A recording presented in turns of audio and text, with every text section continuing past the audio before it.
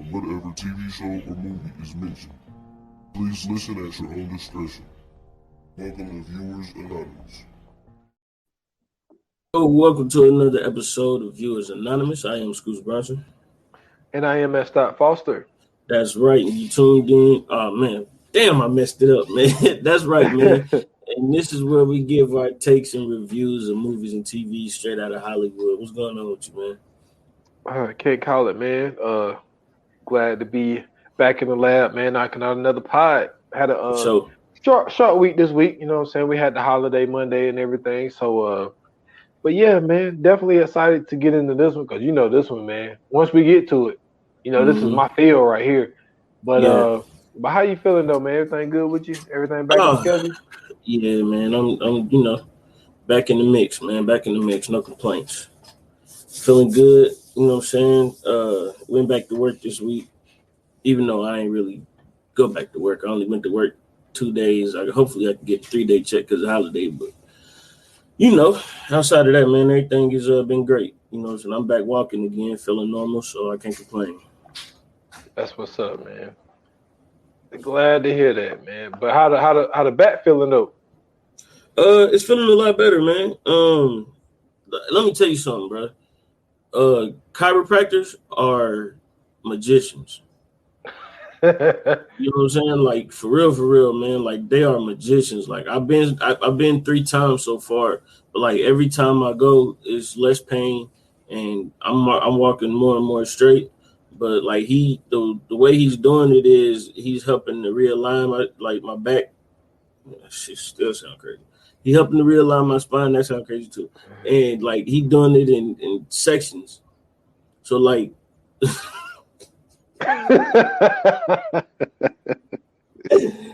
Oh my goodness! I hope none of my dudes see this. So anyway, the first time he did my lower back, and then the second time it was my neck,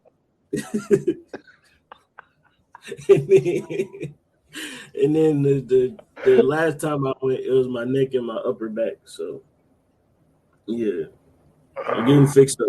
You know what I'm saying? So, but each time, like I said, each time I go, man, the pain, it tremendously reduces. Like today, I think was the worst day that I've had since I've been there, because I had to pretty much do a job where I was like standing up majority of the day. So like at first when I got there, it started to get painful or whatever. But the more and more I was standing up, you know what I'm saying? Like it started to go away after a while. And then like I'd sit back down, get back up, and then it'll happen again. So I'm thinking that it's just because my muscles haven't been stressed. My muscles haven't been used. You know what I'm saying? So I don't know. But you know what I'm saying? It's cool though. I ain't got no complaints. Cool deal, man. That's what's up. Man. Glad to hear that. Appreciate it, man. So listen, man, we're about to get into one of our favorite segments, man. And one of the favorite segments of the people that usually watch and listen is called What We Watching. Let's do it. Let's do it. What we watching? What we watching?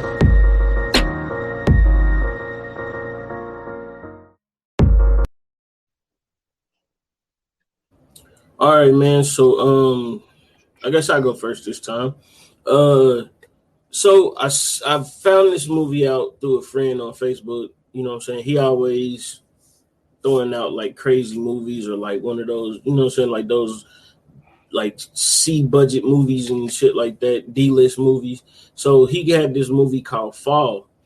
And I checked it out. It was from the same people who pretty much created 47 Meters Down, and it's basically about this girl and her friend. They end up climbing this super tall tower. It's supposed to be like 2,000 feet tall or whatever, 2,000 meters tall, whatever they said, 2,000 something tall, and they climb it. And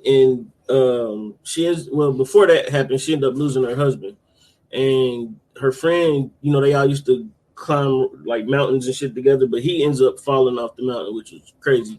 But her friend, you know what I'm saying, to try to get her back in her spirits was like, yo, let's go climb this. Let's, get over your fears, all that shit. Like, I'm going to be with you. Let's do this. So they end up doing it, and they get stuck on the top of the tower, as you can see in the picture. If you can't see in the picture and you're listening, it's like they on this real small platform on, like, this big-ass radio tower. And so they get all the way there, and the ladder breaks. So they trying to do, of course, they trying to do any and everything they can to find out how to get down and using all these things, and they lose their supplies, but they end up finding a way to get their supplies.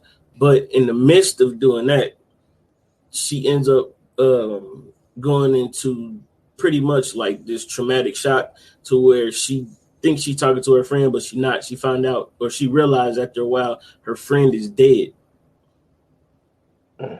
Yeah, because her friend had climbed down and tried to get the supply bag, and she she climbed her way up, but when she almost got up there, she slipped and burned her hand, fell all the way down and hit one of the little satellite things that's on the thing, that's on the tower or whatever. And the girl had pulled up the bag, but she thinking in her head, that her friend got up there too. The whole time she was up there by herself, and her friend was dead on the satellite.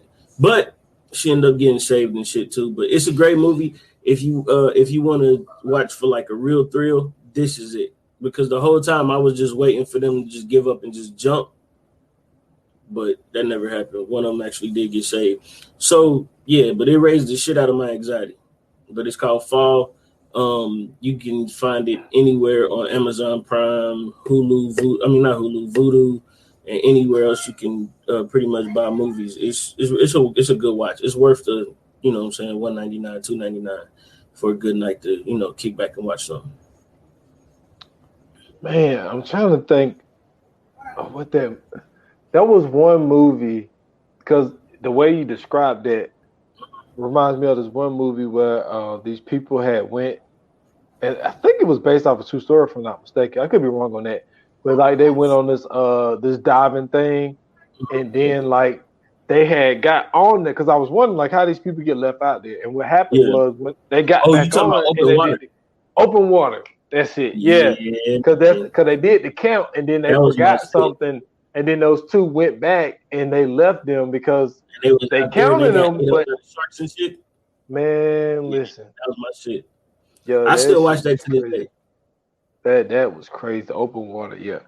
So what we watching is a movie that if you listen to certain podcasts, like people have been talking about it, so I figured that I would give it a watch. So I see that they released it on HBO Max. Everybody know I'm a huge advocate of HBO Max, so I was like, it's on here for free. Let me go ahead and give it a watch. And that is the new Elvis movie. So I was very interested in watching this for two reasons. For one, to see if there was going to be truthful on some stuff. And the other reason is because Uncle Washington was a huge fan of Elvis. You know what I'm saying? He loved his music. So but going back and watching this movie, the one thing that I did not know that they was going to be heavy on was how much Elvis fucked with black people. And one of the reasons that he did was because when he was really young, when he was a kid, like a kid, his dad got arrested for writing fraud checks. So, back then the dad was the caretaker. They were the ones who make all the money. So they ended up having to move basically to a black neighborhood because that's the only place they could afford to stay. So he ended up being, coming of age with all black friends. And along the way, he ended up, loving and learning black music, ended up going to this one church, fell in love with the black church, caught the Holy Ghost, all that shit. And so the one thing that I thought, and I knew this wasn't going to happen because I heard them talk about it on this one podcast, but they didn't really get into like how young his wife was. You know what I'm saying? They kind of, they just said that he was, she was a teenager. You know what I'm saying? They didn't really expound on that. They was just like, she's a teenager. But I like how they paid homage to a lot of black people and black music to the wide audience of people who probably was fans of Elvis but did not know like where the sound came from. Yeah. Or either they was naive to the point of where the sound came from. In this movie, you can't escape it. Like, it shows how he was best friends with B.B. King. Him and B.B. King played together at this one club. Another thing, this was kind of like what they kind of did. They kind of took, you know how they did the format in Judas and the Black Messiah, right? Yeah. Where, you know what I'm saying, this was a story about, you know what I'm saying, Chairman Fred Hampton, but it also was a story about a man, what was his name? Lakeith Stanfield played. I forgot that nigga name. William something. So it was a story about both of them. And this Elvis movie was also about his manager. Okay. So as quote unquote, as great as most people say he is, people say he's the king of rock and roll or whatever he was. Yeah. He still could not outrun the music business. Elvis was broke. Yeah, big like you know what I'm saying, the movie business, and the guy is, and this movie is about the guy that, you know what I'm saying, that really fucked him over. Yeah. And like the reason he started playing, let me tell you why he started playing in Vegas. The reason why he played in Vegas was because the one thing he wanted to do was he wanted to travel overseas to do a tour over there, right? But his manager guy would never let him do it. And so he always found a way to talk Elvis into doing shit that he did not want to do. Yeah. And what he ended up doing was he got him a deal to play at this one place in Las Vegas. But the reason why was because my man ran up his tab so much in gambling because he had a bad gambling turn it down. So they basically used Elvis, you know what I'm saying, to pay my man debts off. You know what I'm saying? Mm-hmm. So Elvis had no idea. I can hear the gunshots, man. So Elvis had no idea. Yes. I'm my fault. I thought I was muting my mic. No, you straight. But yeah, Elvis had no idea that was the reason why he had a residency, was because the dude had a debt with them, and but basically with having his residency, he was able to gamble as much as he wanted because Elvis was bringing in so much money. But I would have to say it's not shocking. It's not shocking, but it's crazy too. And I think the one man, people just don't understand how crazy the music business is. Like, you could be a generational talent, and they can screw you over on your masters, your royalties, all that type of shit. Like, now, not so much, because you don't necessarily have to be signed to a label, to be able to make money. Now you can actually be independent and really make money. It's a million times more work to do it, but it's definitely possible. But then it really was like, even when remember when NWA came out with the Straight Outta Compton movie, and you know what I'm saying, the way Jerry Heller was doing now, basically using Dr. Dre as his right hand man, but getting Eazy-E as his right hand man, and basically getting everybody else to go along with, you know what I'm saying, whatever Eazy was gonna say or do. And that pretty much ended up becoming the avenue to getting 360 deals. And in 360 deals, that's when they can get a piece of everything you do. They pretty much own your name and likeness. You know what I'm saying? For the people that don't know, 360 is basically, if you create merch, they get a piece. If you get in a movie, they get a piece. You do a soundtrack, they get a piece. And they don't even have to. They don't even have to broker the deal. It's just the fact that if you involved in it, they get a cut. Yeah, you do a commercial, they get a piece. It's like everything you do, they get a piece. Yeah. But it was crazy to see that that it's like, yo, this shit can happen to anybody. And they tried to arrest this dude. Oh, that's another thing. So I promise we'll go to the feeds of appreciation. But like, I remember seeing that Elvis went into the war, but I thought he did that shit voluntarily. Mm-hmm. What happened was So they didn't like how Elvis moved his hips and all that type shit. They said that he was, you know what I'm saying? That he was, music. Yeah, devil music. He's ruining all old white kids who's watching him and all this shit. Cause they say he's moving around like a black person, all this stuff. So they was like, yo, if you don't stop doing that, you know what I'm saying, we're gonna arrest you, right? So he talked to this one guy, and they was like, he talked to BB King, and BB King was like, yo, you making them way too much money for them to arrest you. He's like, they're not going to arrest you. So he went out because he did like a couple of shows where he wasn't doing it. Yeah. So then he had a conversation with BB King, so he went back to his regular self. Well, they put him in a police car because they shut down the show, but they didn't arrest him. Yeah. What they did, my guy, they forced my man. Well, they said either go to jail or go to war.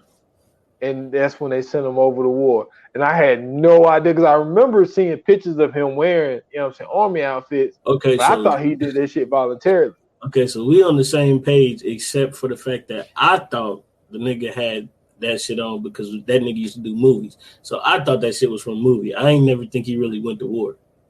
Yeah, I mean, I don't. Even when only thing they showed of us, like, I doubt he really did anything dangerous.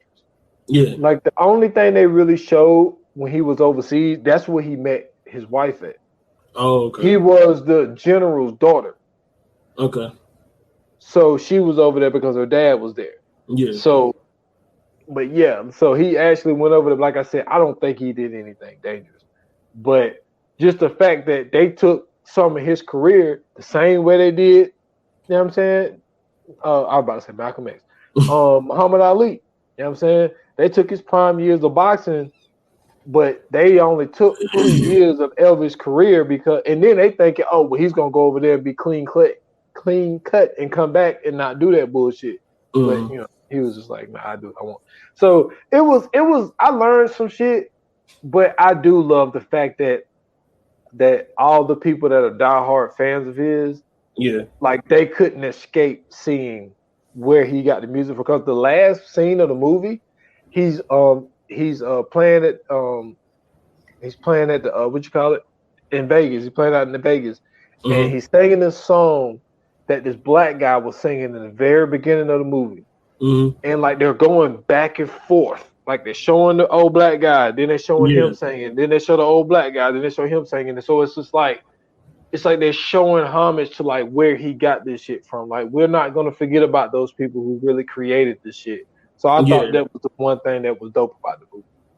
That's a first. That is a first. But I mean, well, I take that back. That's not really a first. It ain't the first time they put white people in a movie and showed them that they're stealing songs from niggas, because they did that in the Temptations movie. I mean, they're doing it other stuff. You know what I'm saying? They did it in Dreamgirls. You know Dreamgirls. Yeah, they did it in a bunch of shit.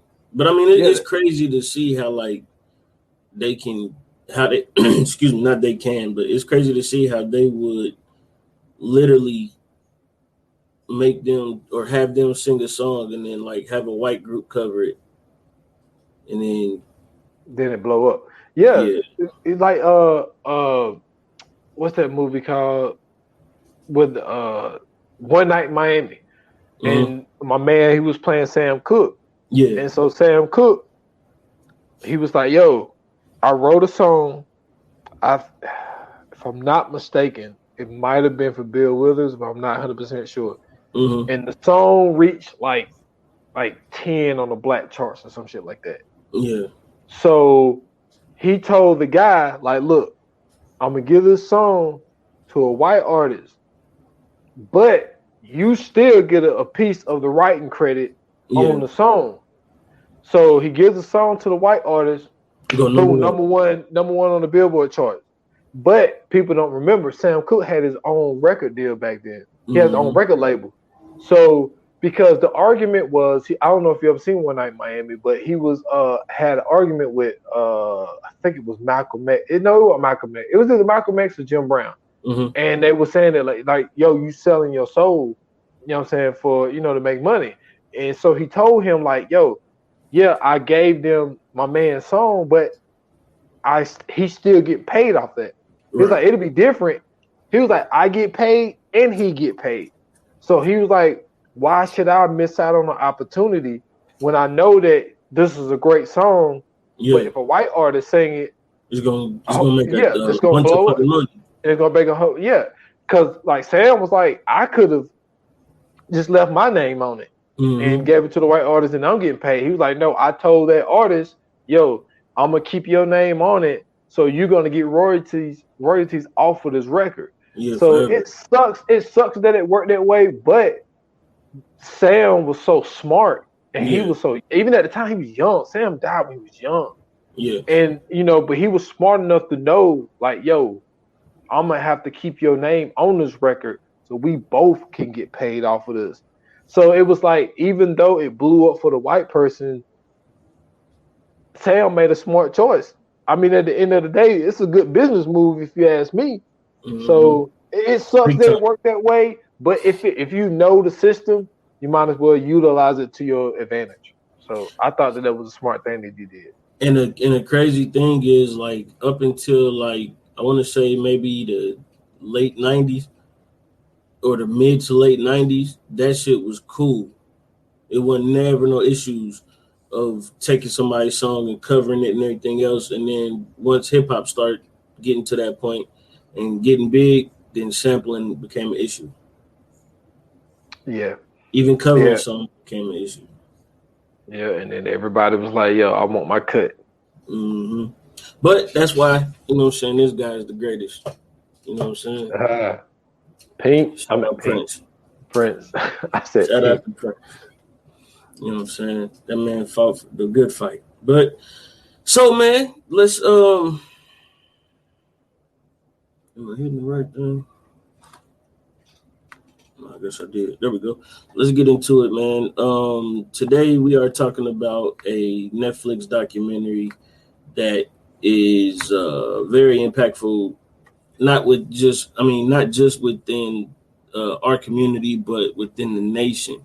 This was basically a huge black eye on America. From the early 80s all the way up into, well, I take that back, from the early 70s, mid to early 70s, all the way up into damn near the late 90s. Yeah, mid 90s, yeah. You know what I'm saying? We're talking about the Netflix documentary Crack Cocaine, Corruption, and Conspiracy. And excuse me.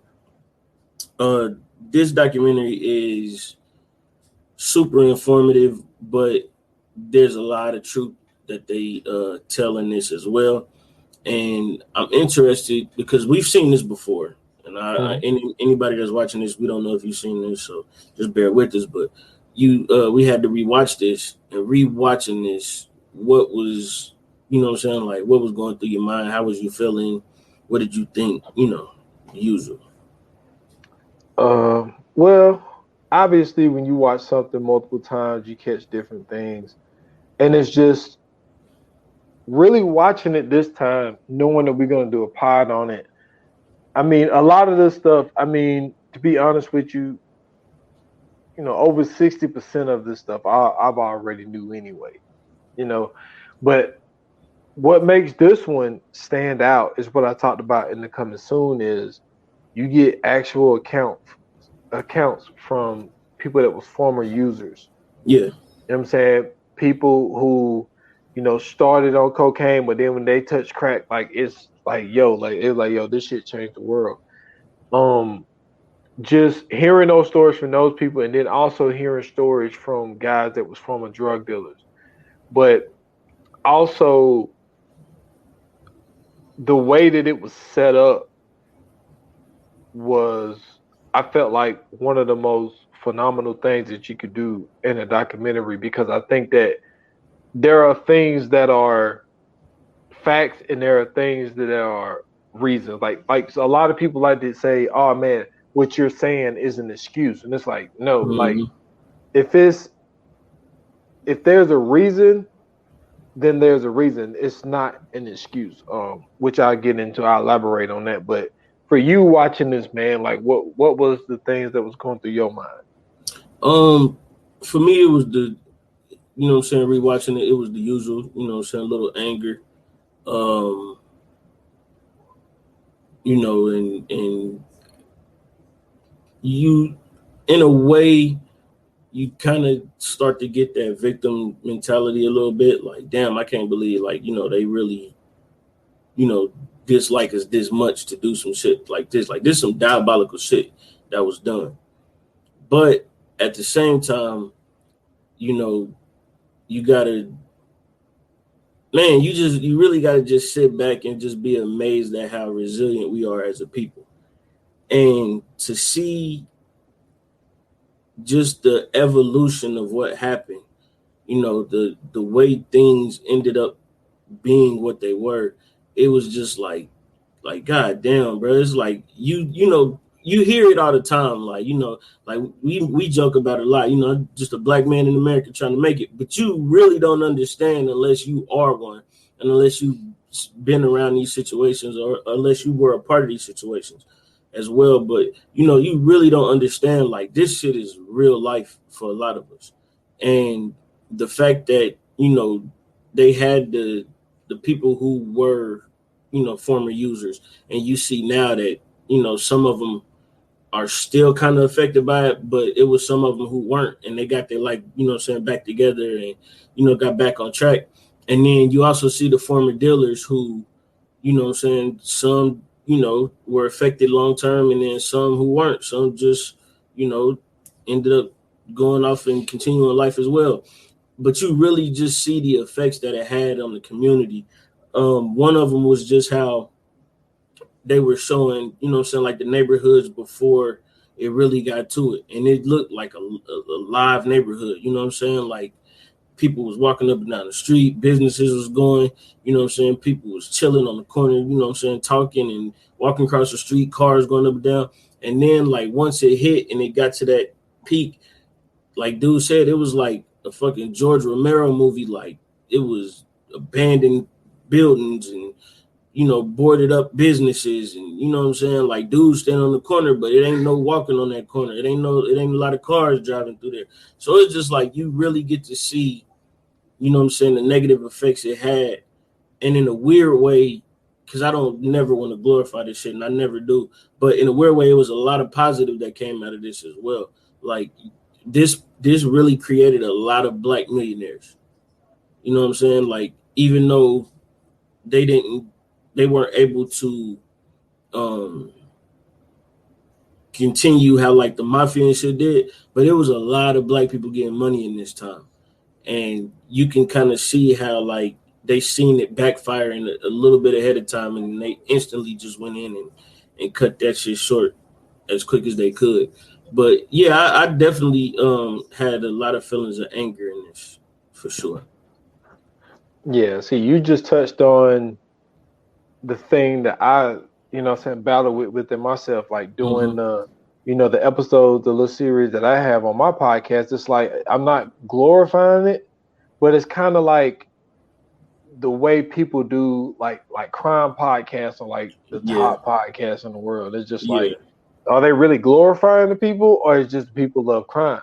You know what I mean? So it's just like, that's how I kind of justify, like, I'm not, you know, putting these people up on a pedestal and say that these people are, you know, great people or whatever the case may be. But a lot of these stories are very interesting. And like you said, it created a lot of black millionaires. And but obviously, like, you kind of have to start, like, you know, kind of really like this documentary did. Like, it's very known that cocaine was like the drug of the 70s. You know what I'm saying? Like, it was a rich man drug, but it also was seen kind of like how weed is being able to be seen now. Like, it's not really a problem with it. You know, people like use it to go out. Yeah, like, people go out, like, they would just sniff a line, like, anywhere. Like, they didn't go hide or nothing. It was just like that was the thing. And obviously, what I want to touch on is, like, so you have this rich man drug that black people really can't afford, right? So within telling the story, like, you have to mention this. First of all, let me say this. Donald Trump's let me see. His slogan, for a lot of people that don't know, was completely stolen. Mm-hmm. He stole "Make America Great Again" from Ronald Reagan. For you people who don't know this, so he don't even have some of his own original content. But that's beside the point. But people try to look at Reagan and be like, "Oh, Reagan was such a great president. He was this, he was that." And like I say, he created a lot of money kind of the same way Trump did for rich people. Like the rich people really got richer. But this is what I want people to understand. So let me tell y'all one of a few things that Ronald Reagan had did to really separate the gap between rich people and people that were poor but they was making it. And this could show you how we got to this point. So one of the things he did was 500,000 Americans can't get welfare anymore, right? 1 million people can't get food stamps anymore. Mm-hmm. And 2.6 million people completely lost the lunch program in school. So when you have that, and then also you have 8.5 million Americans unemployed, no jobs. And this is 1982. So when you have people who had welfare, can't get it no more, had food stamps, can't get it no more, want a job, but there ain't no jobs. Mm-hmm. So now you got a whole bunch of people that are losing everything that they got, and the people that was already on a low scale got even fucking lower. Yep. So you have two things that are going to happen because, like you said earlier, Black people are really resilient. Mm-hmm. Like they find ways to make it through. And one of the things is there are some people who they're so down and out. They was like, yo, I just want to out. Like every day, like I feel like shit and I have to sit here and I have to deal with this. Mm-hmm. Some people took the route of, which we'll get into rock, but like people get into crack just to get that escape of like, I have to leave, like my lights I got cut off. You know what I'm saying? Like, I don't want to just sit here in the fucking dark. Like, I need something to take my mind off this shit. Yeah. So that's how you can see how some people start doing crack. But then also you see the effect of the kids that are sitting there watching their parents. Like, yo, this is bullshit. Like, you know, like, I don't want to live like this. Right. And then all of a sudden, this crack stuff come about. And you making, you know what I'm saying, $100 a day. Next thing you know, you making, you know what I'm saying, $5,000 a week. And it's like, well, shit. I mean, I can feed my family now. Like there was one drug dealer. His name was Corey. Mm-hmm. And Corey was like, yo, he was like, when you sitting there, lights off, you don't have, you know what I'm saying? He's like, yo, there's a famous picture, not famous, but he said famous, but he was like, there's a picture of me where I'm in my class picture. He was like, I'm wearing my sister's jeans. Mm-hmm. All right. He said, I'm wearing my sister's jeans. And he was like, everybody got their hands like over their lap. He's like, but I got my hands covering up my shoes because my shoes got holes in them. Yeah. So if you sitting here, your lights off, you wear your sister's clothes, and you got holes in your shoes, and nothing's getting better. Yeah, you go. I mean, and you make a great point because no matter where you go in the economy, anytime that people have nothing, or you know what I'm saying, it's a poor place, or you know people are having, you know what I'm saying, less than, crime goes up. We all, I mean, that's you know what I mean, an irrelevant. I mean, not irrelevant, but the word is escaping me. But that inescapable thing, that's what I'm really trying to say. It's something that's inescapable, basically. It's going to happen. You know what I'm saying? You have no choice but to provide for your family. And especially if, you know, you've been dependent on the, you know, if you've been put in a situation to depend on the government and, the next thing you know, you can't depend on the government no more. And now you got to worry about where you're going to live, how you going to clothe your kids, how you going to feed your kids, how you going to push a roof over their head. And then on top of that, how you going to do all that for yourself too. And so even though, you know, people was really doing everything just to stretch a dollar and make ends meet, now you have a situation where that might not even be possible. And then here comes this opportunity. Let's just say at the time, that's what it really was. This opportunity that hits out of the clear blue. And now you can literally not only just feed your family, not only pay rent, not only get a car, you can literally do all that and still have money to spend. You know what I'm saying? Bills paid, kids fed, everybody got new clothes, everybody got new shoes, hair done, the water ain't never cut off, lights always on, refrigerator full. You know what I'm saying? You can go pay your mom to babysit, you go out and kick it. Like now you are living the actual life you're supposed to be living, like everybody else, you know what I'm saying, that is in America does. And now you don't have to pay taxes. So now all the money is yours. You know what I'm saying? You don't have to worry about none of this shit. And then, you know, people look at this and like, oh, this is crazy. How could they do this? And you don't understand, like if you've never been in a situation where you literally had to go out of your way to do something just to make sure you had enough money to feed not just your mouth, but your kids' mouths. Like that's a very, very dire situation. And a lot of people in America, especially middle America and upper class and upper middle class, they've never had to go through that situation. So them seeing this is like, you know, on top of how they explain later on, like how the news is feeding them, how the government is feeding them all this information and all this, you know, like propaganda. They're looking at all this shit like, oh, these people really are heathens. These people really are criminals. But it's not the fact that they're criminals. They're just desperate humans. They just trying to survive. And this is why I really like this documentary, because it really does everything to show you not only were people pretty much put in this situation, but they were actually used as pawns in a whole nother scheme that was going on. And you know what I'm saying? Like America did everything in its power to cover up what they were doing, on top of making these people look like real criminals and, you know what I'm saying? Like really attacking them for what they put them through. You know what I'm saying? If that makes sense. Yeah, that makes sense. Two things. Number one, I don't know if this is something that people should be proudful of. When I say this, what I'm going to say is like Black people are so creative, right? Because you got this one drug that Black people can't afford.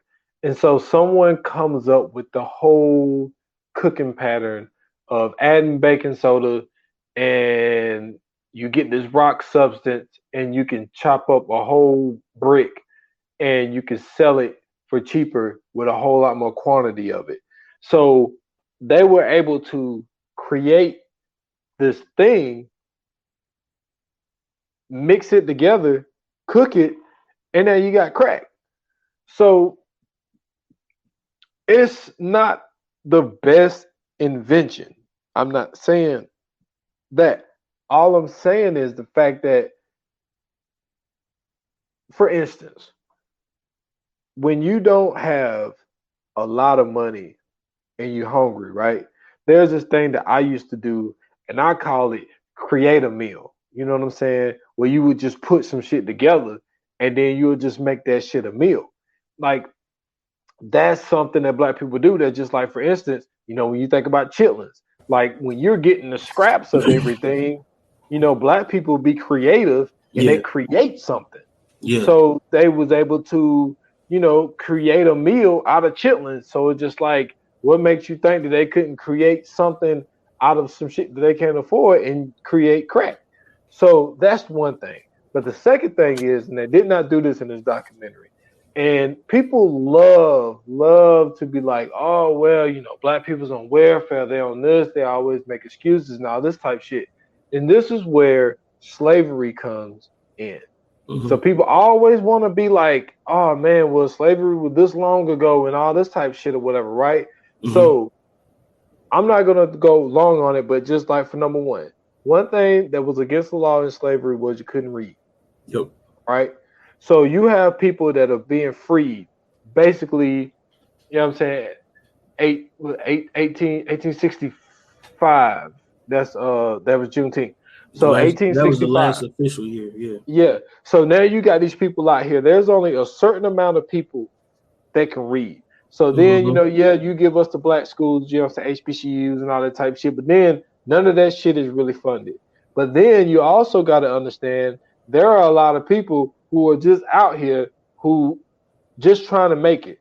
So you have a lot of people who were going to school, but they dropped out when they were 12, 13 years old, whatever the case may be. So they have no education. So then they're raising kids, and then they can't teach their kids nothing because they don't know nothing. So then when you start to think about it, like, shit, like that's like my great grandma or great, you know what I'm saying, parents or whatever, whatnot. So then that cycle continues. So when you have these people who are uneducated and the only way that they can make it is by working. So a lot of these people have to start working early. And then you have segregated schools. And so then the people that are going to the black schools, they don't have the best books. And then the shit that they're getting is outdated. And then when they, you know what I'm saying, desegregate the schools, they're like, well, we don't want them in their school because they're behind. So when you have this cycle of what's going on, because then when you get to thinking, like I told you before, my mom remembered going to a segregated school and then ended up going to a desegregated school. So that shit ain't that fucking long ago. So the point that I'm making is people like, oh, well, they was on welfare, they was on food stamps. Well, it's like these people wasn't educated people. A lot of these people only could do certain amount of jobs. And then, like Uncle Washington would always say, the government, the way they set up food stamps and welfare and all that type of shit, well, the man couldn't be in the house. Yeah, and so they would like go to your house to see if men lived there. Yeah, they was like, yo, if they found a men's shoe, like, yeah, they cut you off. Yeah. So it's like, so now you got these single women out here, you know what I'm saying, raising 3, 4, 5, 6 kids, and they can't have a man living with them. So it's not excuses when there's facts to show you that this is the reasons why a lot of these families was torn apart the way that they were. And this shit goes all the way back to slavery. And that, you know what I'm saying, ties in the whole education thing, because a lot of people dropped out of school because they had to make money. Yeah. And you bring up a very great point, right? So there's a literal timeline to all of this, right? So we can start from slavery. And you can go how even before slavery, right? When people start literally immigrating over here. So and during immigration, and even before slavery, there was a period where the people in Europe who were coming over here were basically the desolate people of those European nations. Yeah. Then people coming over here. And this is facts. Y'all can Google this. Y'all can do y'all research and everything else. I've already done mine. So those people were coming over here, and there were already people over here, of course. And the women of those nations were choosing the native people of the land, who were black and at the time, I guess you'd call them Indian or whatever you want to call them. But there were people of African descent, and there was people of other descents as well. But the people who were already here, they were choosing those men. And after a while, once they established the 13 colonies, and once they start, you know what I'm saying, gaining land and doing everything that they were doing, or colonizing as we now call it, they literally made it a law where you could not mix races. You had to start dating white men. And that's where the white race comes from. They started to literally build a race of people, because at first when you came over here, you was either like they would go by like Puritans, Anglo-Saxons, and everything else, and then like as more and more people came over, it was British, Irish, German, you know what I'm saying, Scottish, all that shit, Italian, and then as time went on and, you know what I'm saying, like they started to realize that they were being outnumbered, they would start calling themselves white. And at first, if you were Irish, you weren't accepted. And then after a while, you weren't Irish anymore, you were white. If you was Italian, you weren't accepted. Then you weren't Italian anymore, you was white. And then the Scottish, and you know what I'm saying, same thing. And so then slavery comes. We all know what slavery does. After slavery, you have the period of Reconstruction, the small period of Reconstruction that ends in 1877. And then right after the period of Reconstruction, you then get Jim Crow. You know what I'm saying? And not only do you get Jim Crow, I put / segregation because in the South, it was Jim Crow. Around the nation, it was segregation. So, like, we tend to think that in the South is the only place that was, you know what I'm saying, like black people had it bad. No, it was same thing. Like, we still can hear stories about how it was swimming pools in New York black people couldn't go to, or how black people had to still go to the back in the North, or in California when black people weren't even allowed on the beach, or how they stole the land. I think that they call it Manhattan Beach now in California, but that was the land of former black people who owned it, and they ended up tricking them out of the land by taxes or some shit like that, and ended up leveling everything and calling it Manhattan Beach now. I think that the people, the descendants of them actually just got like paid from it or end up getting the land back or something like that. I got to look back on that part. But like, so then you got Jim Crow and segregation. And then after segregation is over with, you getting like the voting rights and the civil rights and everything else.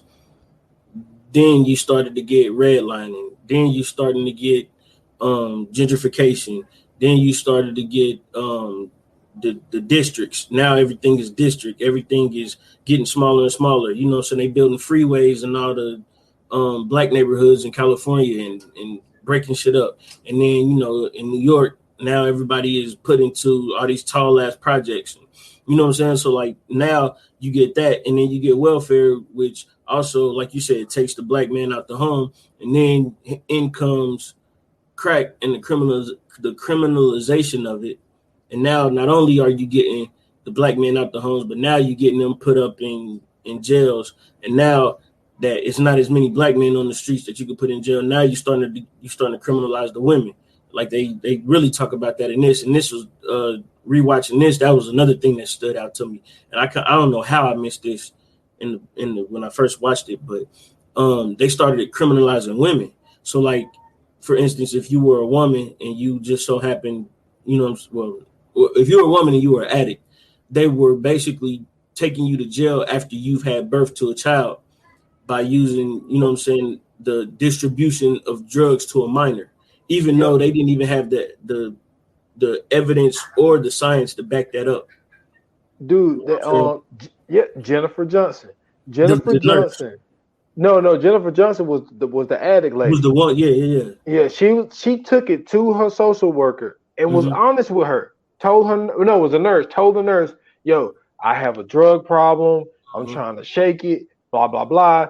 The nurse calls the police, and then the police arrest her, and she was charged with child abuse and delivering drugs to a minor. Yeah, and then the same nurse was actually asking addicts about when the last time they used and everything else, and then giving that information to the police, which is totally against, you know what I'm saying, not just the law, but protocol. You know what I'm saying? That's against HIPAA violations. So, and at the time, those HIPAA violations still, you know what I'm saying, remain. So, not only do you have that, right? Like I said, you got redlining, you got districting, you got all these other things. And then out of the blue, you start to get recessions. You started to get, you know what I'm saying, minimum mandatory sentencing. You're starting to get 3-strike laws. You know what I'm saying? You got Hillary Clinton calling us super predators. And then you just got this whole history of pretty much black people's backs being against the wall. And at every turn, you also have all this propaganda saying that we're the criminals, you know, that the crime rate is always higher with us. You get the myth of black on black crime.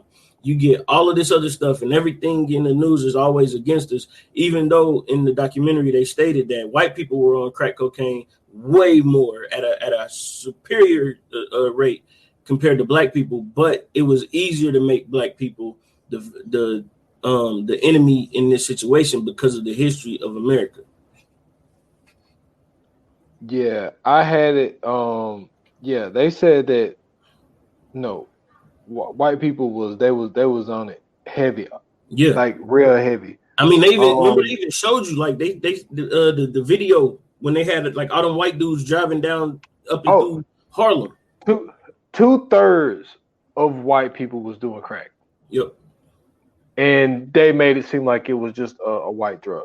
Because remember, and this was the crazy thing too. Because the one lady had pretty much did the comparison to the opioid epidemic, and she was saying how now you have all these white people on opioids, and it's an epidemic, and now they're getting help.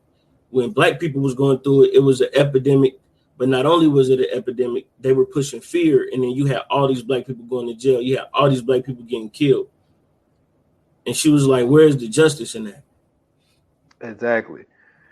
And it was a time, man. And I told you, like, Uncle Washington lived through this. Like, he saw this shit. That's why he ain't big on, like, a lot of, like, this glorification of drug dealers and stuff like that. But then this stuff started creeping in the music where people are telling you these stories of shit that they see.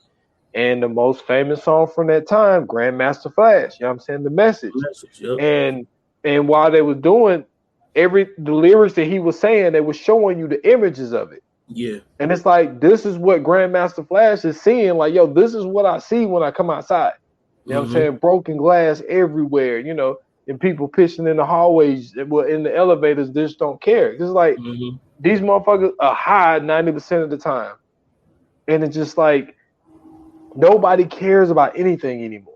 Yeah. And like putting that shit on records, like that's when that shit started to expand throughout the country. Like, oh shit, like there's some, you know, some bad shit going on, because at this time you got from 1982 to 1984, 50% more drugs is entering the United States. They said that it was 63 tons. And you got to understand, a brick don't weigh that much. No. And for this shit to get to 63 tons. But then you got to remember, crazy. You know what I'm saying? Shout out to John Singleton, you know what I'm saying, putting the Snowfall series out there, and you know what I'm saying, helping to shed light on this. This was all basically created to basically supply and to fund a bullshit war.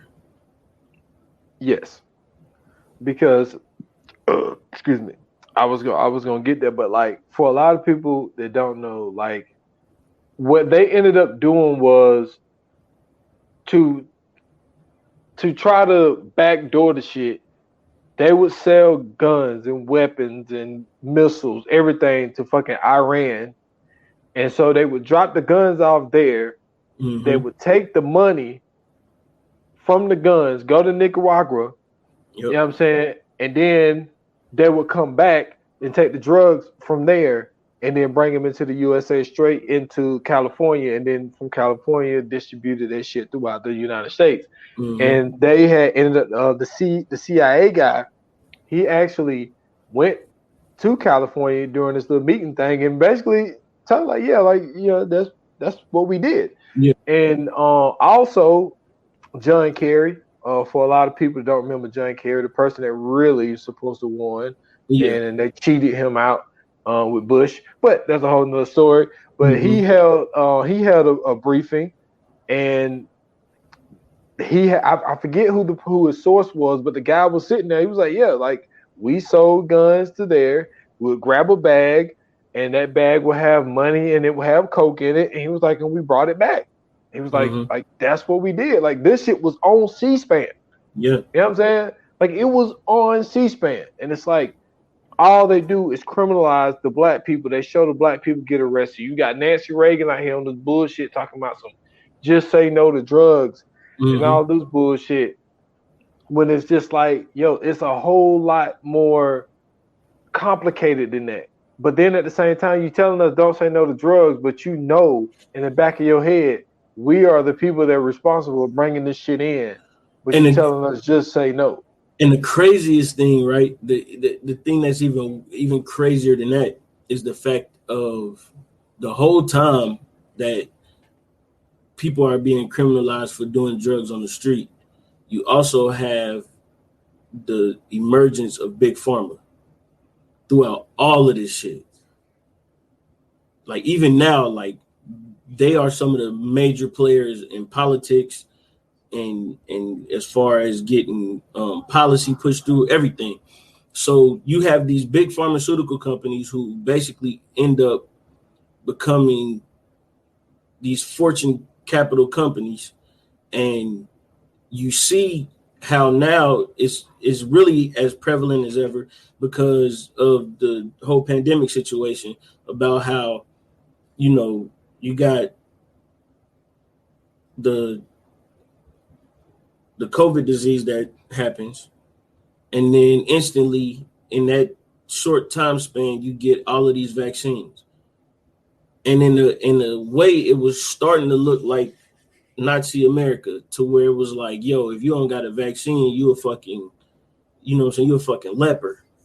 You know what I'm saying? Like it was getting crazy. You know what I'm saying? We had riots and all kind of shit was going on in this short span.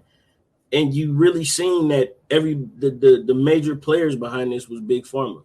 You know what I'm saying? Pfizer, Johnson & Johnson, you know what I'm saying? All of those companies were pretty much making all of these moves, and we were none the wiser. And they got rich out of nowhere. I mean, not rich out of nowhere, but they got richer. You know what I'm saying?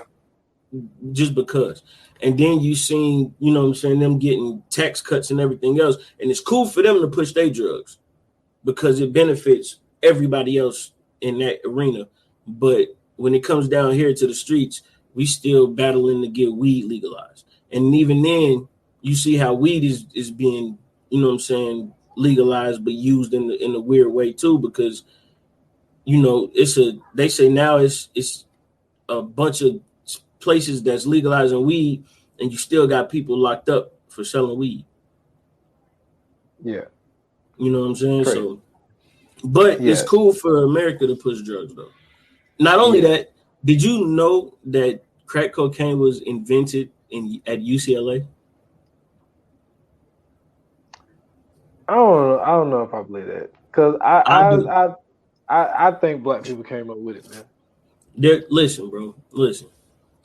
There's no way that you telling me that a motherfucker just come to you, right? Hey man, look, here, a pound of cocaine. Do what you want with it. You know who to sell it to. Think about this though. You know who to sell it to, because you already know who can afford it.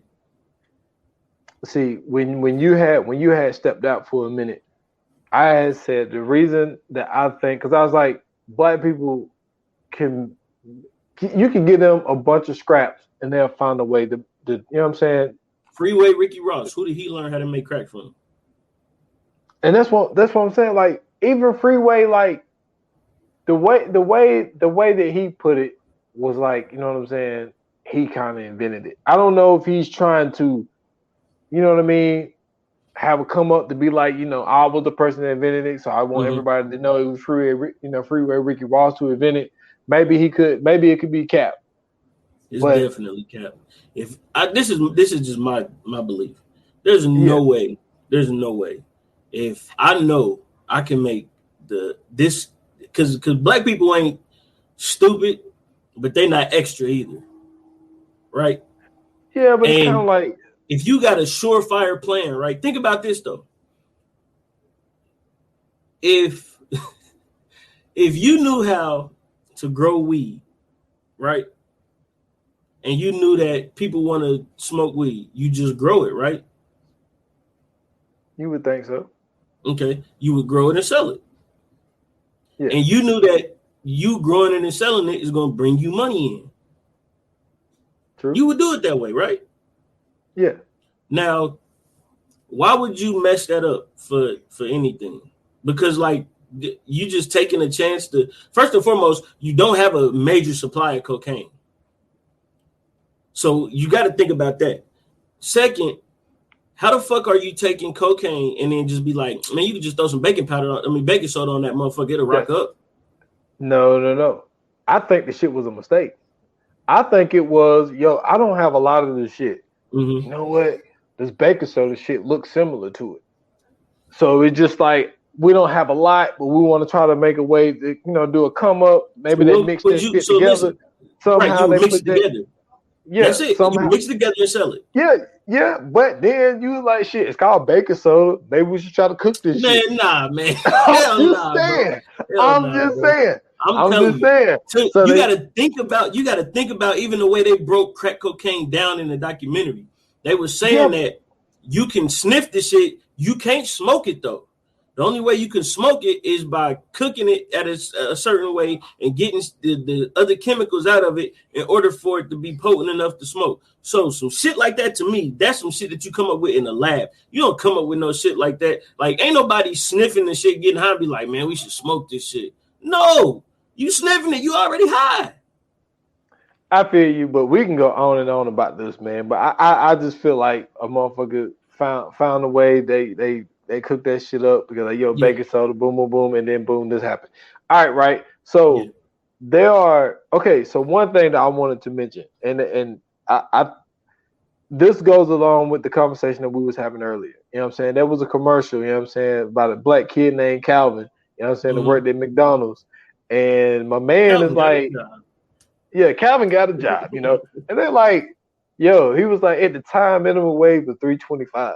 He was like, and then they're taking taxes out your check. He was like, you ain't bringing shit home. You know what I'm saying? At the end, like, nigga, gas was barely 25 cents a gallon though. It was, but it's like, then once you get to thinking, it's like, dude, when I was in high school, I worked 2 days a week. Mm-hmm. I was making $6.25. I was bringing home $80 a week. Right. You know what I'm saying? So it just, in high school. And it's like, I mean, it really ain't no money.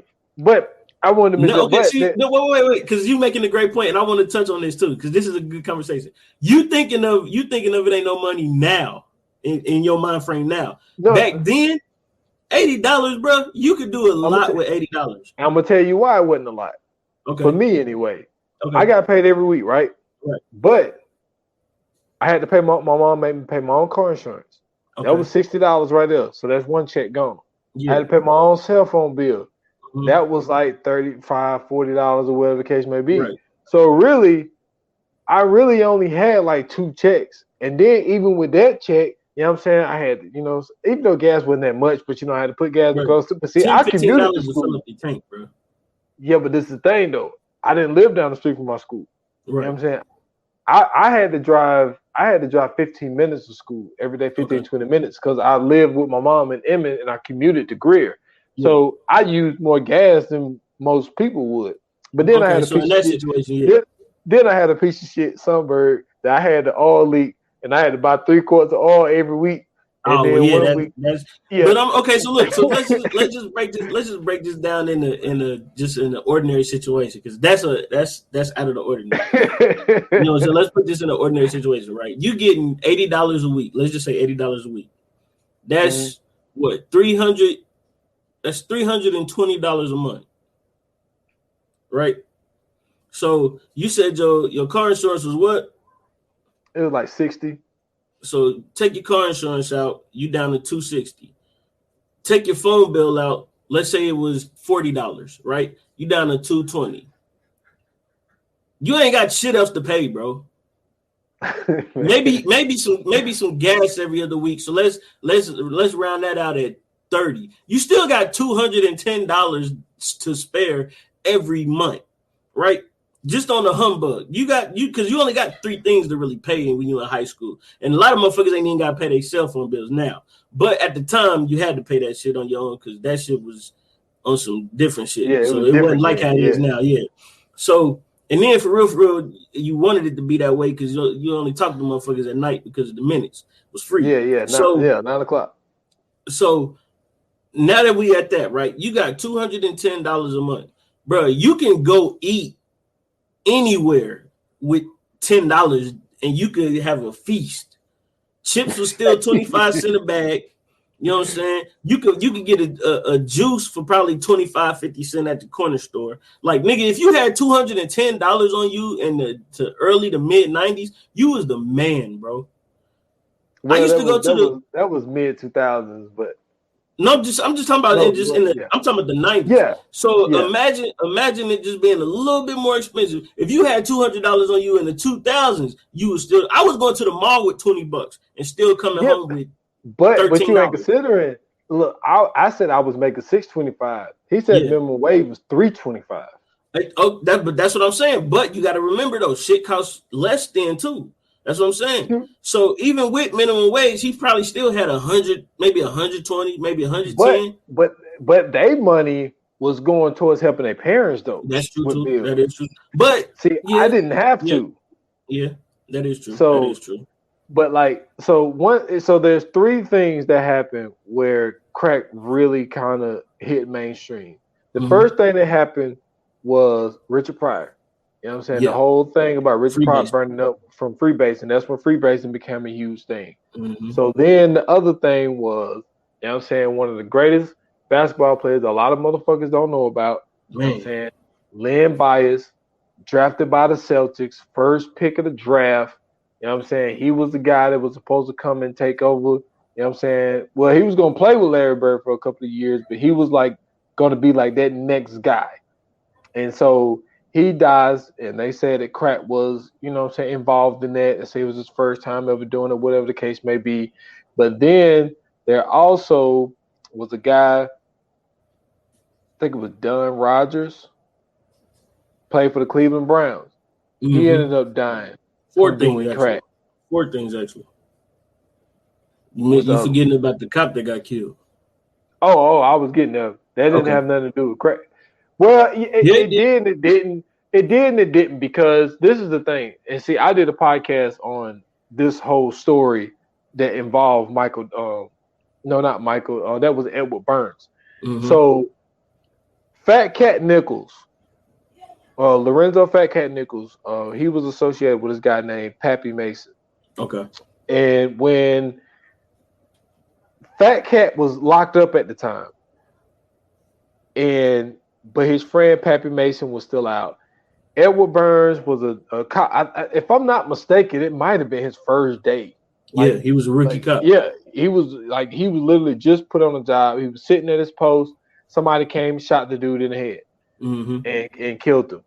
And it was going back that they said that Fat Cat Nichols sent Pappy Mason to go do this. And Fat Cat was like, yo, why would I do that and set the whole block on fire? Like, I know what that would do for a cop to get killed. So they ended up pinning this shit on Pappy Mason, and they ended up pinning on Fat Cat Nichols, because Fat Cat Nichols was the charge that he had, he could have got out soon. Yeah. But they ended up putting this on him too.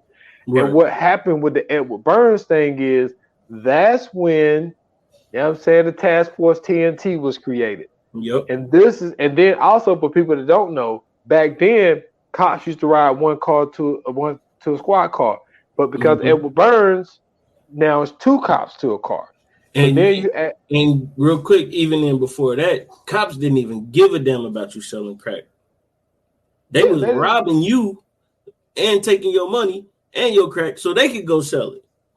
And that's where people need to watch, which me and Uncle Washington did this. We didn't do it as a movie, but we did a lot of movie topics. Right. There is a documentary, another Netflix documentary called The 7-5. And the 7-5 is about the 75th precinct in New York. And they was like, there were 351 cops indicted. And the main cop that blew this whole thing open was Michael, I think it pronounced it Down. He was the one who first, like, he got caught and he snitched on everybody. Yeah. He sold all these motherfuckers out. So they's asking these other cops, like, yo, like, if you see something, why don't you say something? He was like, no, but the answer was But I asked, was he scared? He was like, no, I'm not scared. He was like, why not? He was like, because I knew nobody would say anything. He was like, why nobody would say nothing? Because the blue wall of silence. Cops don't tell on cops. Right. Up until this guy. And this guy sold everybody out, and 351 cops was indicted. So what I think the message that people need to really get from this is everybody wants to look at the black people as the bad people. Right. And a lot of these people was put in a situation where they was desperate and they didn't have, like, this was really like one of the only ways out. And like that one drug dealer said, I think his name was Sampson, he was like, yo, if I'm not going to do it, somebody else going to do it. You know what I'm saying? He used that example with selling. He also used this example where he was like, yeah, there was a few girls that, you know what I'm saying? You know, he said, dude, we used to have an abandoned van. Yeah. You know what I'm saying? Girl was sucking me off. I give a crack. He was like, there was also people that was selling crack to their own mamas. And they was like, yo, she going to get it from somewhere. Why not?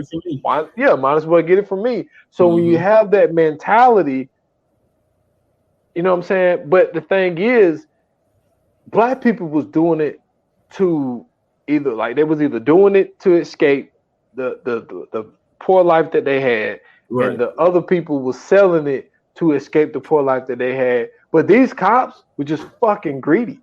That's all it was. Like, they making all of this money. I'm sitting here working around the clock.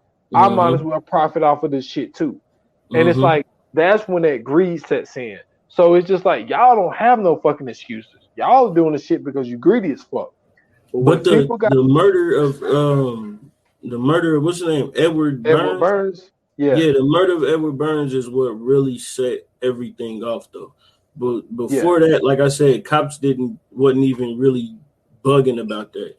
And as soon as Edward Burns got murdered, then you have a whole situation where now cops are cracking down. They doing no-knock warrants. They doing raids. Like, they really start going super hard on dealers and on addicts. They're doing more than that. That's when 1986, the Anti-Drug Act came in. Yep. Well, 1 gram can get you 5 to 40 years of crack, but 3 times more than what you can get with cocaine. Well, 5 times. 500 grams of cocaine. That's when you could get 5 to 40. And then when you look at that, who are the people that mostly had crack? Black people. Who were the most people that had cocaine? White people. So then 1988, they end up upping that shit to where that's when they started arresting a lot of the people that was users. You know what I'm saying? 2 years later, they started arresting a lot of the users. And then you got the whole Bill Clinton thing with the crime bill of 19. Not just Bill Clinton. The Bill Clinton and Joe Biden and the National Black Caucus bill. Don't forget that part. Oh, yeah. So what that did was it added 20% more cops. You know what I'm saying? Then you get the crime bill. And what ended up happening with that shit, if y'all want the numbers for your ass, 1985, there was 16,600 black people locked up. By 1995, 134,000 black people locked up. That is 707% increase of and black what happens bodies when you go to jail? What are you? You're a statistic. You're a slave to the state. You are a slave to the state. And what better way to bring back slavery when you had to abolish it a long time ago than to put these people in a dire situation to where you know they ain't got no other way out, and then criminalize it and say, hey, why would you guys do this? What's wrong with you? And then lock them up, make them slaves to the state, making them work for nothing.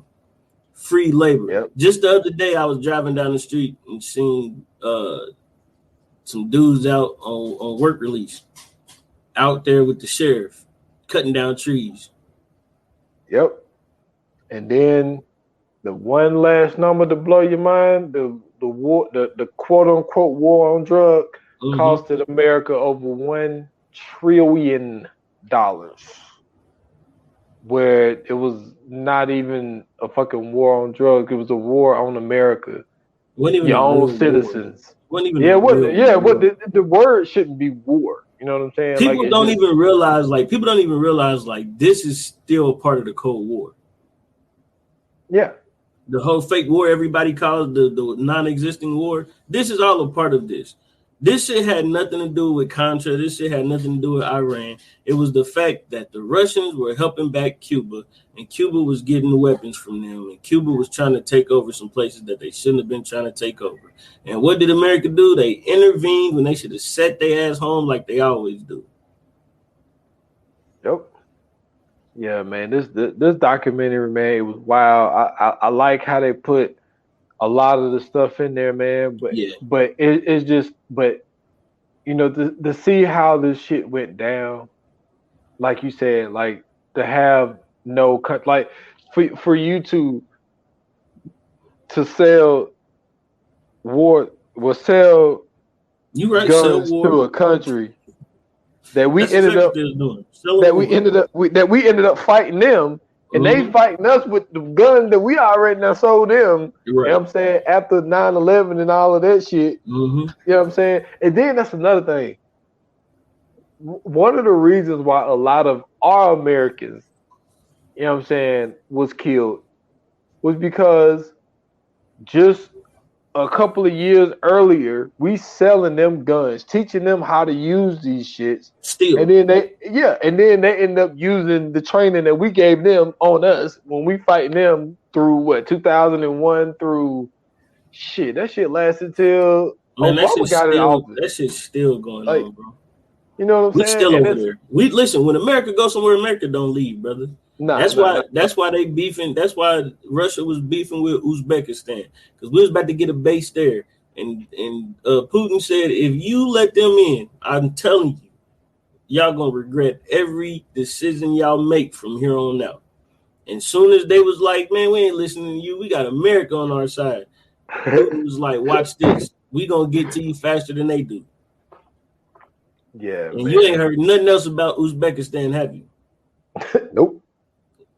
All them little Facebook flags and all that shit has been going for the last 3 months. We ain't heard nothing else about Uzbekistan. We don't even know if it's still a country.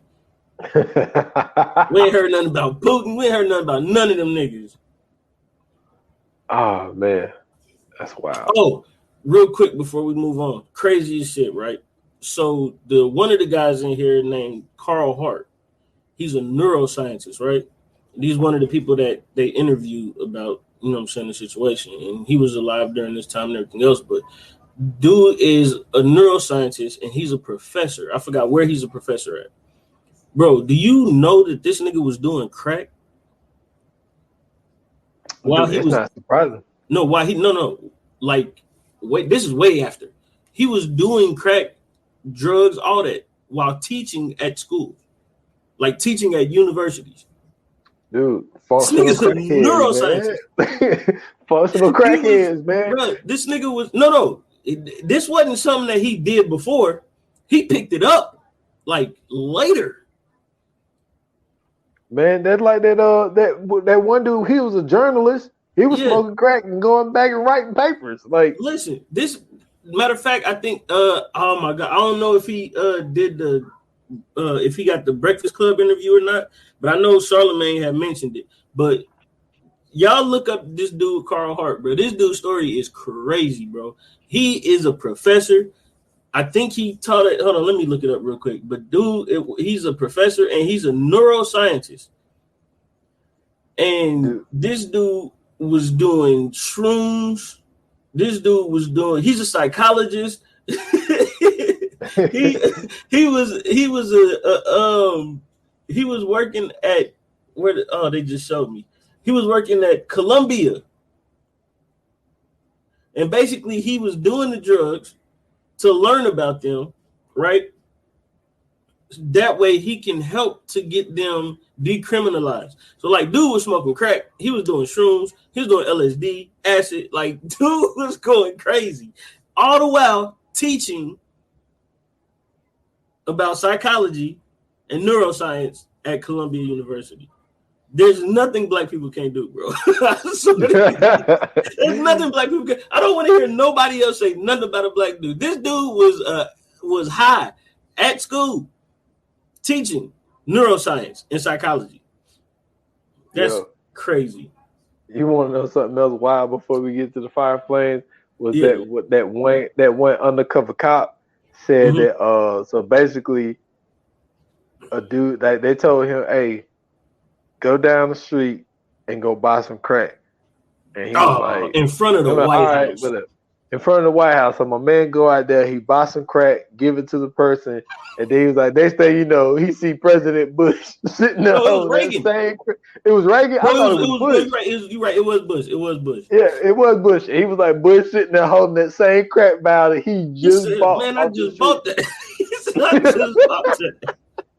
He said, that's how I knew it was a setup. Yeah. First and foremost, bro, why would you be selling crack in front of the White House? Out of all places, the White House?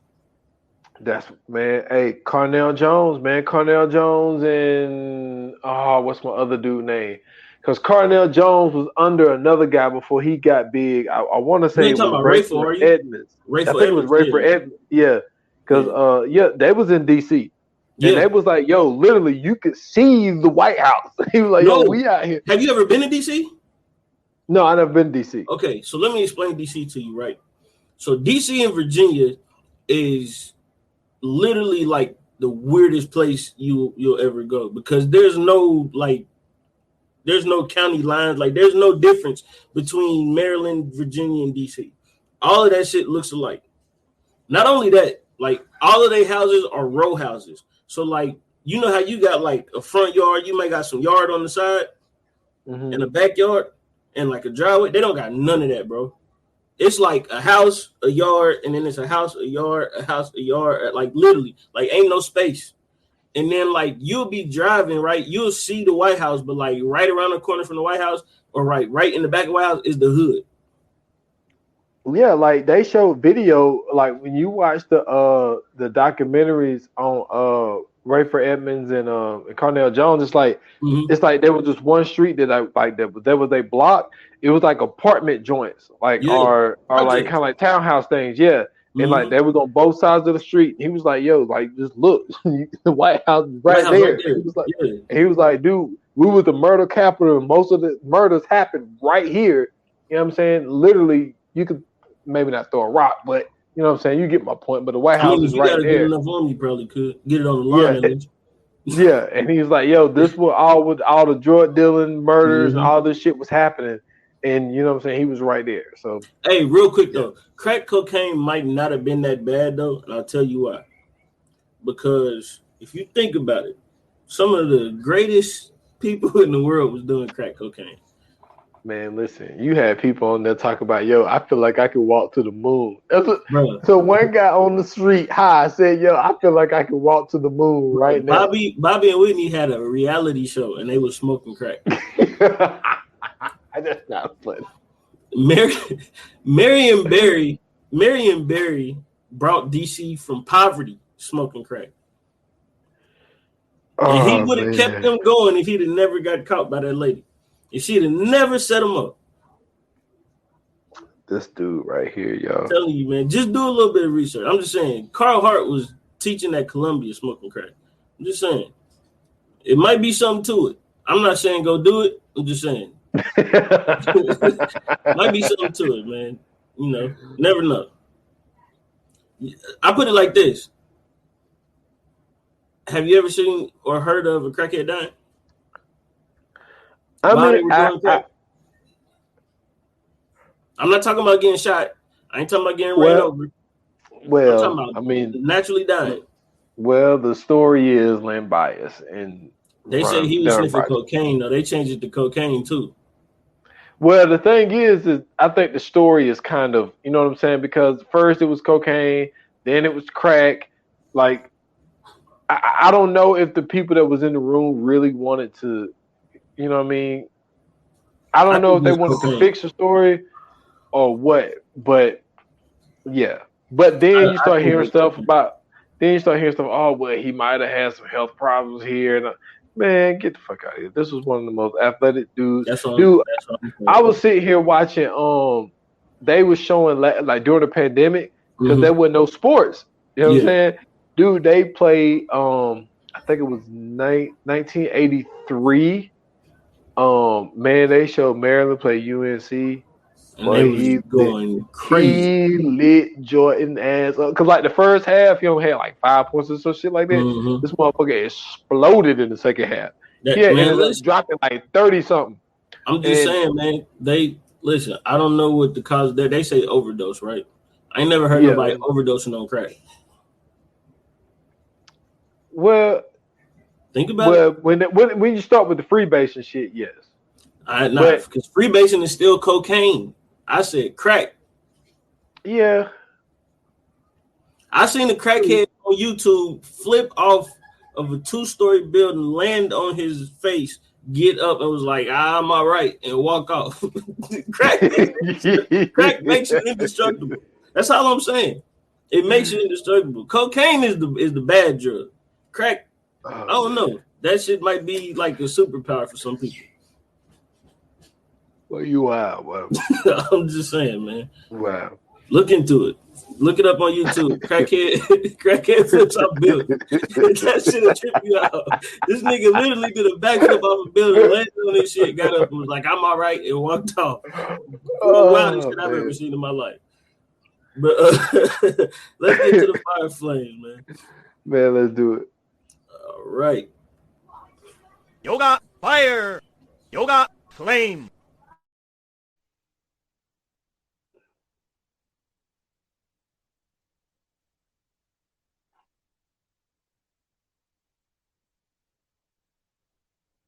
Right, man, my computer be acting so slow. So I'm going to give this a 5, only because there's a lot of truth in this documentary, and you really have to be paying attention to catch it.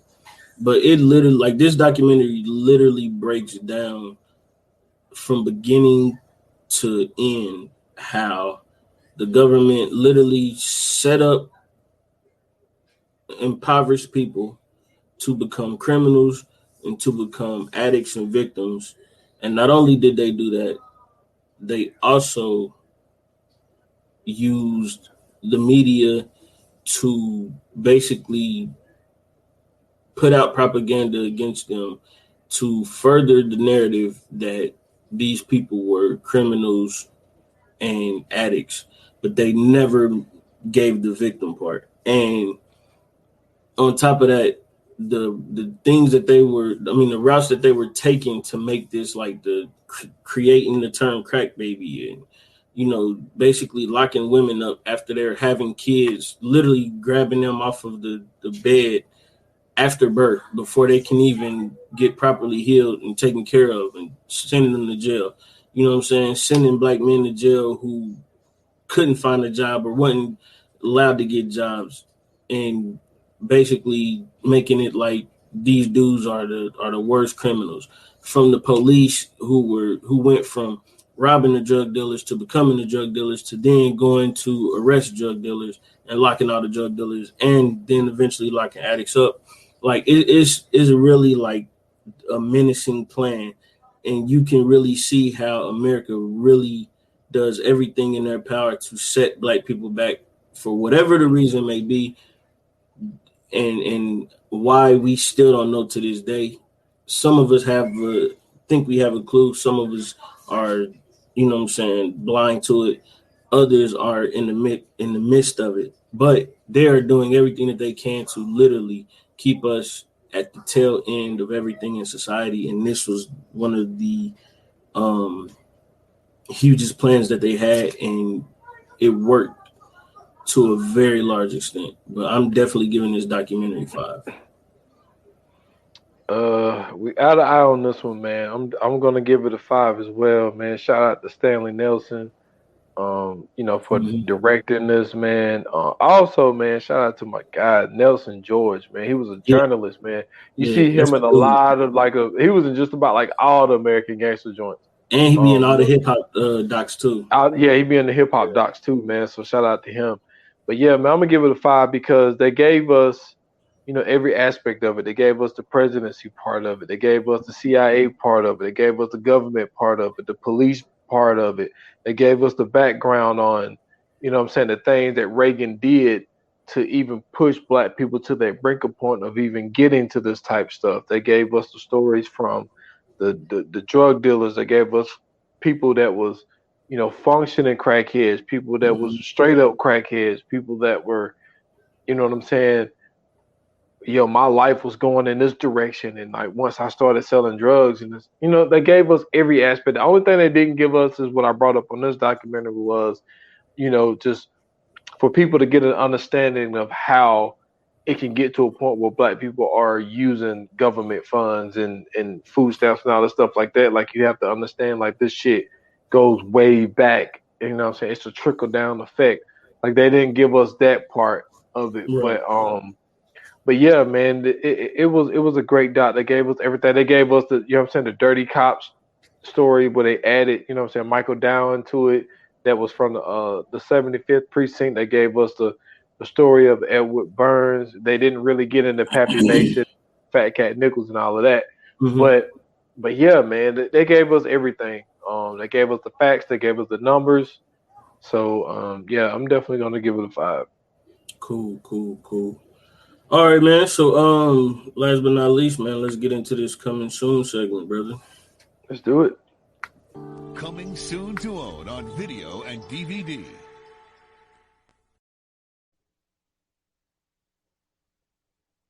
So coming soon in the next episode, we have a very, very great movie to give you, starring Ryan Reynolds and Denzel Washington. This movie is it ain't really too action packed, but it's definitely like one of those movies where you be on the edge of your seat. It gives you enough. Yeah, because you just really trying to figure out what's going on, who telling the truth, that kind of thing. Man, we doing Safe House, man, and it's gonna be super fun to do this one because it's a Denzel movie. You can't go wrong with a Denzel movie, man. Yeah, and this movie has been on the docket for a long time, y'all. And I got to shout this person out because the original plan. Yep. You know what I'm saying? The reason why we haven't done it, because we had this on here for like a year and a half. Yeah. And we was going to have the homie Candace on there, man. Shout out to Candace. But we had some scheduling conflicts and we wasn't able to, at the time when we tried to do it in the very beginning with Candace, so we kind of held it off to try to get on schedule and it just kind of got lost in the shuffle. But yeah, man, anytime you can do a Denzel movie, it's, you know what I'm saying? Like, well, it ain't what ain't gonna be great about it. Then you got somebody just as great as in Ryan Reynolds, in the way they was able to put it together. But the story is even doper. Like I love the story, man. And why am I blanking, man? There's an actress who ended up being the dirty person. Now I can't remember who she was. Oh my God! I'm about to say Eva Mendes, but it ain't. I'm thinking. No. She's in the Conjuring joints. How can I blank on her name? She is the homie. I love her. I got you. Hold on. Vera Farmiga. Farmiga. Yeah, Vera Farmiga. Yeah. That's the homie. She's in it as well. So yeah, it's gonna be fun to do Safe House, man. I love that movie. That's a great movie. Yeah, it was some. There was some people in this joint, man. Oh yeah. I done seen them do some, a bunch of other stuff, but yeah, they had some people in here, man. This movie was good though. This is one of the movies that was like sneaky good. Yeah, for sure. I'm not mad at this movie at all. Yeah, man. So I will say this though, they gave him a trash name. Tobin Frost. Yeah, there's nobody on the planet named Tobin, bro. And if it is, like, they don't live in America. That's a horrible name, bro. They gave Ryan Reynolds like a great name, like Matt Weston, and then they Tobin Frost. That nigga sound diabolical. That's crazy. He really sounds like a villain, bro. That sounds like a comic book villain. Tobin Frost ends up becoming the Iceman or something like that. The Iceman. Wow. Yeah. Check us out on the next episode. And like as Doc said, man, shout out to Candace, aka Rhapsody's sister. You know what I'm saying? Mm-hmm. She definitely was supposed to be on this with us. But you know what I'm saying? Even if she can't get on it with us, we gonna do it in her honor, man. Because she was hype about this one. And she is also one of the people that definitely supports and always show love. So shout out to you, Candace. And yeah, if you guys like this episode, or you know what I'm saying, you didn't like it, or you know, you want to give us a suggestion or what you think we should do, or I don't know, you just want to chat it up with us, man, hit us up on our socials on Instagram and Twitter at VO9Pod. You can also catch us on Facebook at VA Pod Watch Group, and we will be doing a watch party soon. I know we've been saying that forever, but we are definitely going to get to it. And if you want to check me out, man, follow me on Twitter at Scoots Bronson. I have a link tree in my bio. You can find me there everywhere else. Yeah, y'all can find me at s.foster8 on Instagram and Twitter, at 28 Minutes or Less Pod. That's just on IG. Follow the podcast at 28 Minutes or Less. Well, just 28 Minutes or Less on all major platforms. I got something cooking up. It's going to be coming out very soon. But the last podcast is still episode 98. What was the Animal Kingdom season finale? So go check that out. And some of the old catalog that's on there as well. And be looking out for the 4-3 as well, man. The 4-3 pod coming back at you. It's football season. Yeah, one of the greatest times of the year. So that's all I got, man. Cannot wait. So, with that being said, man, thank you guys for tuning in. Thank you guys for listening, and thank you guys for watching. Until the next episode, like they say in Hollywood, that's a wrap. Cut.